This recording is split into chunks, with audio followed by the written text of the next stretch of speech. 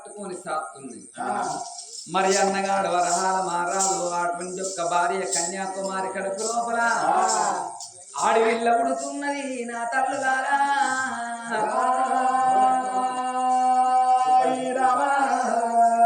అప్పుడు ఆ పిల్లగాళ్ళకు పేరు పెట్టాలని ఈ ఆడవిల్ల చంద్రాలకి బ్రాహ్మణుల పిలిపిస్తే ఆ వచ్చిన బ్రాహ్మణులు పాలనేతుల పంచంగాలు కడుక్కొని పిల్లగాని పేరు పెడతానా అని చూసినట్టున్నది. సూర్యవరం చెప్పినట్టున్నది. చంద్రబలం అన్ని తీళ్ళ పిల్లగానికి మంచిగున్నది. మరి నా కన్న కొడుకు పేరు పెడతానా అని సూర్యకాంత మహారాజని పేరు పెట్టింది. ఇక్కడ ఆడవిల్ల కన్న కొడుకు పేరు పెట్టుకున్నది. అన్నగాడ వరహాల మహారాజు నా బిడ్డ పుట్టిందని సుమలత రాని పేరు పెట్టుకున్నారు. ఆడవిల్ల పేరు అక్కడ ఆడవిల్లను పట్టుకొని ఆడవిల్ల అటువంటి ఏనాడు మరి కన్యాకుమారి ఆడవిల్లను పెంచుతున్నది. ఇక్కడ చంద్రాలదేవి కొడుకును పట్టుకొని ఏడంత్రాల భవనం లోపల కొడుకునెట్టు దాస్తున్నదో ఉడుకు పాలు తాను మొదలెట్టనా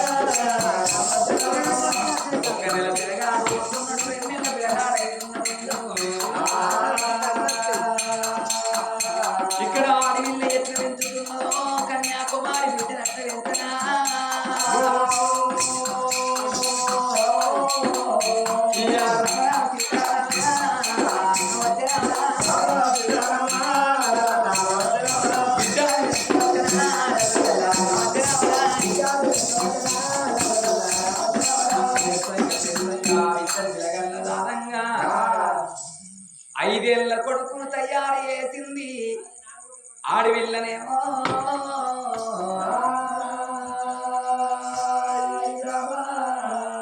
మరి ఐదేళ్ల కొడుకు నా కొడుకు ఎరిగింది. నా కొడుకు చదువులు రావాలన్నా అని కొడుకును ఎత్తుకోని వచ్చి ఎగురు బయటికి వచ్చినది. అయ్యా నాకు ఒక కొడుకు నా కొడుకు చదువు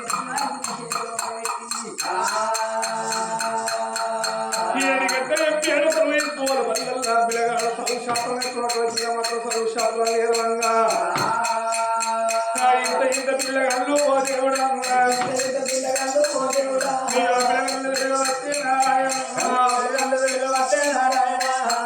పిల్లగాళ్ళు 9 పిల్లగాడు 9 3 12 పిల్లగాళ్ళు పెరుగుతున్నారమ్మా. అగో ఆట పాటలతోటి అగో 16 18 పిల్లగాళ్ళు పెరుగుతున్నారు.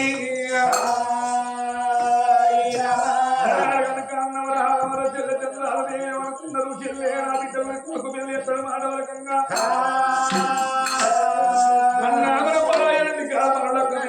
మన కొడుకు మాత్రం మన బిడ్డకు మాత్రం మన రాజ్యం లోపల పెళ్లి చేయాలని చెప్పి అన్నాడు. అన్నగా వెంబడి పెట్టుకొని మరి కోడలు వెంబడి పెట్టుకొని మరి వెంబడి పెట్టుకొని ఒక్క ఏమడు హరాబండి ఏమడా అయ్యో పౌడ పిల్లలు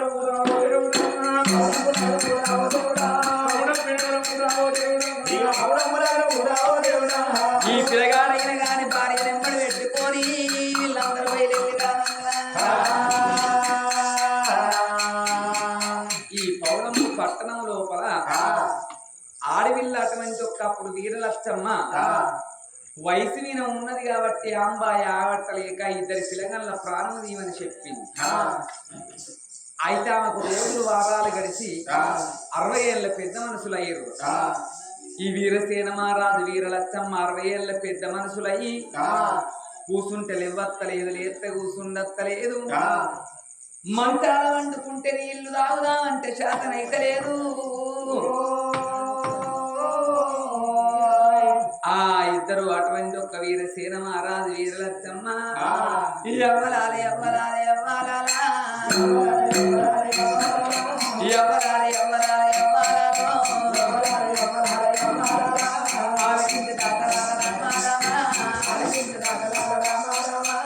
ఇద్దరు ముసలు వాళ్ళు మంచాల వండుకొని వీరలచ్చమ్మయ్యమనుకుంటుంది. ఇప్పుడు నేను దారుకున్న కొడుకుంటే నాకు అన్నం పెట్టు నీళ్లు పోసునాని ఈ అడవిలో ఏదో బట్టి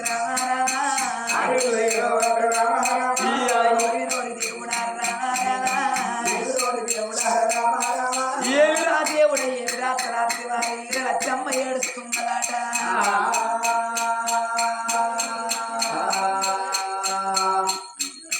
వాళ్ళిద్దరు భార్య భర్త కమ్మల కూర్చోలో అటువంటి 7 దిద్దాల కడియలు ఊరిలో పలకల కన్నీరు పెట్టంగా పిల్లగాడు వరహాల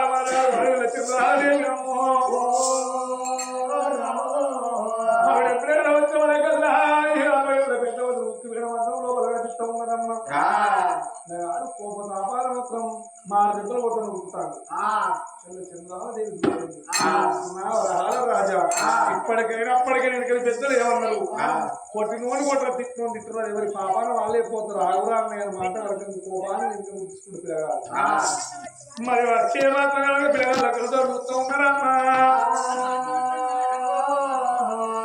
ఎవరు కొడక ఎవరు మీరని మాట వరకన్నా అలనాడు పిల్లగాడు వరహాల మహారాజు ఏమన్నాడు, నానా వీరసేన రాజన ఏర్పాటు చేస్తలేవా, పౌడంపి నగరవేర మా తల్లి పౌడపు మహారాజు మా తల్లి ముత్యాల కన్ని వాళ్ళ అన్న కొడుకును వరహాల మహారాజు మరి నా చెల్లె చంద్రహాదేవి ఆ ఇద్దరు పేర్లు చెప్పంగానే అడవిల్ల వీరలచ్చమ్మ వీరసేన మహారాజు కొడుకరాన కన్న కొడుక కోవారా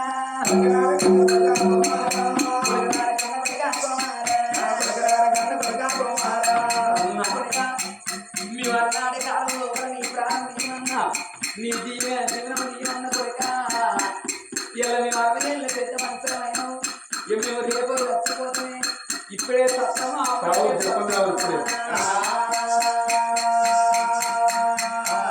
మీ తల్లిదండ్రులు చచ్చిపోకుండా రాజ్య కాయిదాలు మా చేతిలో పెట్టింది కొడుకో, రాజ్యం మీరు కోరికపోతే అప్పుడు మిమ్మల్ని చంపారేమని నా భర్తతో అని చెప్పిందా.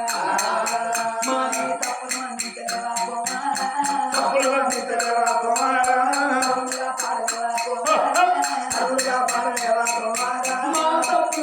మమ్మల్ని కాపాడుకోడు కాదు మీ రాజ్యం మాకద్దు ఈ దేశం మాకద్దురా. నువ్వు ఏలుకోర రాజ్యములు నా కొడుక ఏలుకొమ్మ మంత్రి మల్లయ్య అటువంటి ఒక్క వీరలచ్చమ్మ కలిసి పట్టకాయిదాలి చేతులు పెట్టి ఇక చచ్చిపోతామన్న సమయం లోపల ఆ ఆడవిళ్ళ కళ్ళు చూసింది ఎవరు, అటువంటి ఒక్క చంద్రాలదేవి. అన్నా వాళ్ళిద్దరు నీళ్ళ గురించి బాధపడతాండ అన్నమోలే ఈ చంద్రాలదేవి సాదుకున్న కొడుకు సాదుకున్న బిడ్డ ఆ ఇద్దరు నోటి లోపల నీళ్లు పోయంగానే ఈ సాదుకున్నోళ్ళతో అటువంటి ఒక్క నీళ్లు తాగి వీరసేన మహారాజు వీరలచ్చమ్మ విలవిలగొట్టుకొని చచ్చిపోతున్నారు. ఆ ఇద్దరు చచ్చిపోవంగా అగో ఆడవిల్ల చంద్రాల దేవి చూసింది, అన్నయ్య మన కన్న తల్లి చచ్చిపోయినా మన కన్న తండ్రి చచ్చిపోయినా ఈ వీరలచ్చమ్మ మనల సాది పెద్ద చేసిన సాదుకున్న తల్లి ఉన్నది, వీళ్ళని కాట్టదానం చేసుకోవాలి మనం. అందుకే అంటారు ఈ పిలగన్లను ప్రాణం తీద్దాం అనుకున్నది వీరలచ్చమ్మ, కానీ దానికి ఏమన్నా దక్కిందా? వాళ్ళకి ఏ రాజ్యం దక్కద్దు అనుకున్నదో ఉన్న రాజ్యం అంతా వాళ్ళకే అయింది. అందుకే అంటారు చిన్నోని నెత్తి పెద్దోడు కొడితే పెద్దోని నెత్తి పిరమన్లు కొడతారు, పొట్టోని నెత్తి పొడుగోడు కొడితే పొడుగోని నెత్తి పోషమ్మ కొడుతుందా. వాళ్ళకు మళ్ళా గదే అటువంటి ఒక రాజ్యం అప్పింది, దేశం అప్పింది. ఆ రాజ్యం దేశం చేతిలో పెట్టి ఇద్దరు చచ్చిపోయింది. అప్పుడు చంద్రాలదేవి చూసింది, అన్న వీళ్ళు చచ్చిపోయింది కాబట్టి వీళ్ళని దానం చేసుకోవాలి. ఎందుకంటే అప్పుడు ఏదో వాళ్ళు తప్పు చేసినప్పుడు నిన్ను దానం చేయకపోతే సాదుకున్న కొడుకు గిట్ల చేసిందని అందరు అనుకుంటారు కొడుక. అందు గురించి మన అటువంటి ఒక ఇద్దరిని ఆడగట్టి పాడల వండబెట్టి ఊరవతల కర్త దానం చేద్దామని ఆ ఇద్దరిని ఆడగట్టి పాడలోపల వండుకోబెట్టి ఈ అటువంటి ఒక వరహాల మారాలు సాదుకున్న కొడుకు కాబట్టి అగో కాటం లోపల ఇద్దరిని వండుకోబెట్టి కాటం వేర్చి కాట్నానికి అగ్గంటి పెట్టిండు సాదుకున్న కొడుకు. అన్నాయిగా ఈ అటువంటి ఒక్క సాధుకునుల బాకి మనకు తీరింది. ఈ సాధుకునుల బాకి మనకి తీరింది కాబట్టి వీళ్ళ పేరు విన అటువంటి ఒక్క 3వ నాడు పిట్టకి పెట్టాలి, 5వ నాడు పచ్చికి పెట్టాలి అని ఆ 3 పిట్టకి పెట్టడానికి పోతున్నారు. అందుకే అంటారు ఎవరన్నా తల్లిదండ్రులు చచ్చిపోతే వాళ్ళు పిట్టకి పెట్టి రావడానికి ఇటువంటి అటువంటి ఒక్క వేరే వాళ్ళు పిల్లలు ఉంటే వాళ్ళు పిట్టకి పెట్టేస్తాను, వాళ్ళ కళ్ళకు కనబడద్దు మనం అని పక్కకుంటారు. ఇటువంటి తెలిసిన పెద్ద మనుషులు ఉంటే బిడ్డ మీరు ఇవాళ మీ అవ్వ చచ్చిపోయింది, మరి పిట్టకి పెట్టేస్తున్నారు, పిట్ట ముట్టిందా కాకి ముట్టిందా అని అడుగుతారు. మరి కాకి ఎందుకు ముట్టాలంటే దానికో అర్థం ఉంది. అలనాటి కాలం లోపల రావణ బ్రహ్మ చేత శివుని చేత సాగులేని వరం పొంది దేవాన దేవతల్ని ఎట్టివట్టి వాడు రాజ్యం వేలింది, నవగ్రహాలను మెట్టిగట్టి రాజ్యం వేలింది. వాని కోనాడు ఏం దుర్బుద్ధి పుట్టింది, నేను అందరిని ఓడించిన గానీ యమధర్మరాజును మాత్రం నేను ఓడియలే. వీళ్ళ పోయి వాడిని ఓడిచ్చేస్తానని నేను సైన్యాన్ని వెంబడి పెట్టుకొని వస్తాను.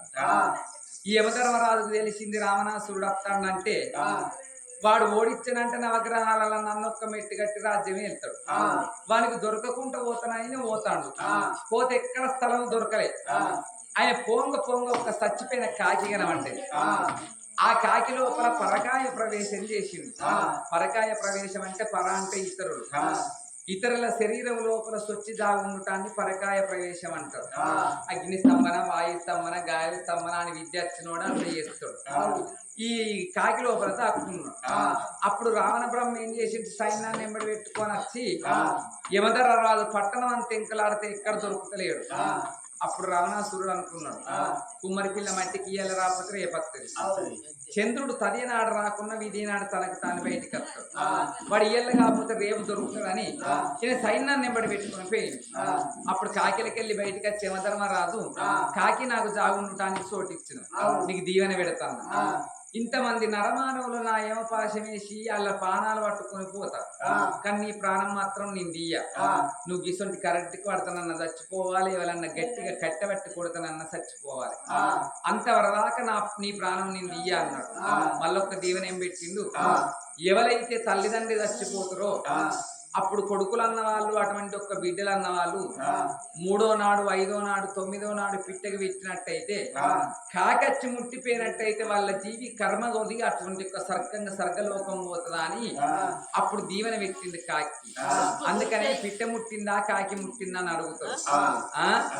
ఆ ఇద్దరి పిల్లగాళ్ళు ఆ పిట్టకి పెట్టంగానే ఆ కాకచ్చి ముట్టిపోతే ఈ సాధుకున్నోళ్ళు సంపమని పాపం చేసింది గాని వీళ్ళు పిట్టకు పెట్టినప్పుడు కాకచ్చి ముట్టింది కాబట్టి ఆ వీరలచ్చమ్మను వీరసేన ఆ జీవాత్మ సక్కంగా స్వర్గలోకం పోతాంది.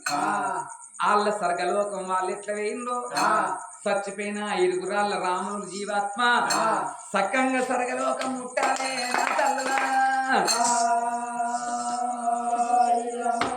సాధుకున్నోళ్ళ ఇద్దరిని దానం చేసిండు అటువంటి ఒక పిల్లగాడు వరహాల మహారాజు.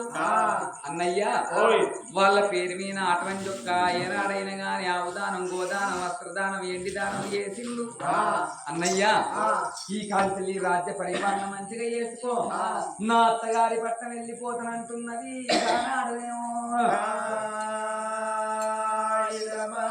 అప్పుడు పిల్లగాడు ఏమన్నాడు, చెల్లె నీకు అడవి లోపల లగ్గం చేసినప్పుడు నేను వరకట్నం ఇయ్యలే, ఎండి ఇయ్యలే, బంగారం ఇయ్యలే, ఇది మన తండ్రి సంపాదించిన ఆస్తి, నీకు సగం నాకు సగం అని అగో సగం ఆస్తి చేసి చెల్లె చేతి లోపల పెట్టి అత్తగారింటికి సాగనంపిండోయి. అన్నయ్యను అటువంటి ఒక్క ఏనాడు సుఖశాంతులతో ఉండు అని దీవెన పెట్టి అత్తగారి పట్టం వెళ్ళిపోయింది శల్య చంద్రాల దేవి.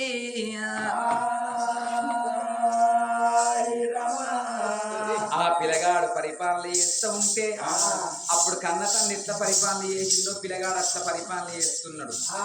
నెలకు 3 వర్షాలు కురుస్తున్నాయి, నేస్తమైన పంటలు పండుతున్నాయి, ధర్మదేవత 4 పాదాల మీద నాట్యం చేస్తున్నది.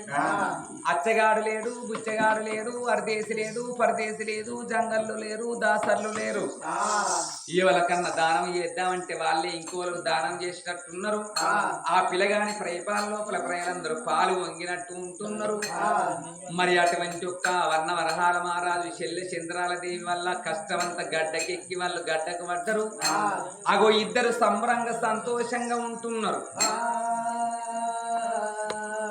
అప్పుడు అన్నగాడు వరహాల మహారాజు అన్నాడు, చెల్లే నా బిడ్డను నీకు లగ్గం చేస్తానన్న కాబట్టి ఇక్కడ లగ్గం నాగవెల్లి చేద్దామా అని అన్నగాని కన్న బిడ్డకును అగో అటువంటి ఒక్క శల్య చంద్రాలదేవి కన్న కొడుకు అటువంటి ఒక్క లగ్గం వేసి నాగవెల్లి వేసి చెల్లె నా అత్తగారి పట్టణం లోపల నేను రాజ్యం వెళ్తా, నీ అత్తగారి పట్టణం లోపల నువ్వు ఉండు, కానీ నా తల్లి పట్నం అట్టిగా పోతుంది కాబట్టి నీ కొడుకు పట్టాభిషేకం చేస్తానని ఆ పిల్లగానికి పట్టాభిషేకం చేసిండు.